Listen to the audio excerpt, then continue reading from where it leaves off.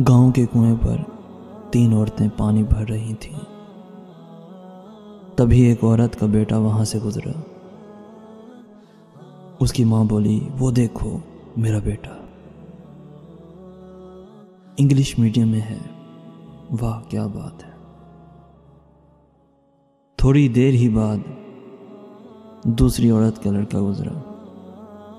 उसकी भी मां बोली, वो देखो मेरा बेटा BSc में है। थोड़ी ही देर बाद तीसरी औरत का बेटा वहां से गुजरा। दूसरे बेटों की तरह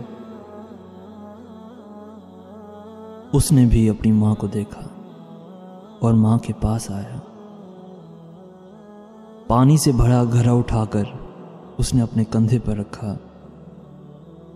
दूसरे हाथ से भरी हुई बाल्टी उठाई और मां से बोला, चल आजा मां, चलें घर चलते हैं।